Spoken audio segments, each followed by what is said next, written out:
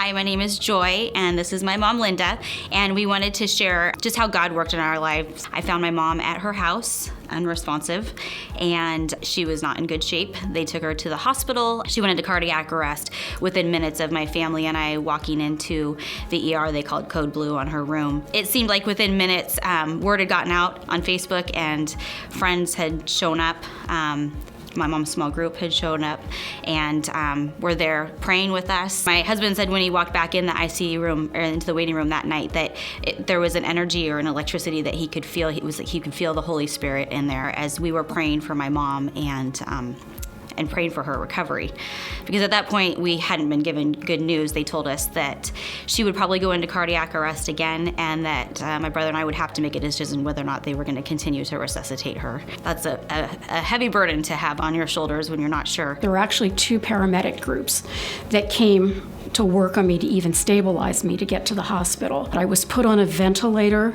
The doctor said I had no neurological function and that both my son and daughter were told it was unlikely if I ever did wake up that I would not be the same person that I was previously. The head nurse walked in, introduced herself, and the next words out of her mouth were, "You are a miracle." One doctor stepped out of the room and was in the hallway, and one of my friends heard him say, "This is fascinating. It's just fascinating." Because there were 12 medical diagnoses, cardiac arrest, sepsis, any one of those would have easily killed me. But God in His mercy saved me. My faith has been strengthened to know that whatever happens in the future, God is sovereign, and God's hand, for whatever reason, was on our family that night.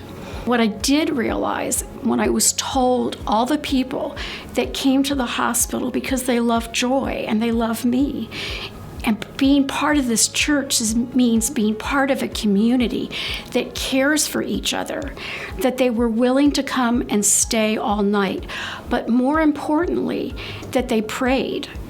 And the hospital actually allowed them to go into the emergency room, lay hands on me, and pray. And I understand I looked more dead than alive, but they actually put their faith in action. So when I realized that, I knew that Jesus had shown up that night physically. And it was the hands and feet of the people that came and put their faith to practice and their belief that there is power, mighty power in prayer. And that is what they did for our family.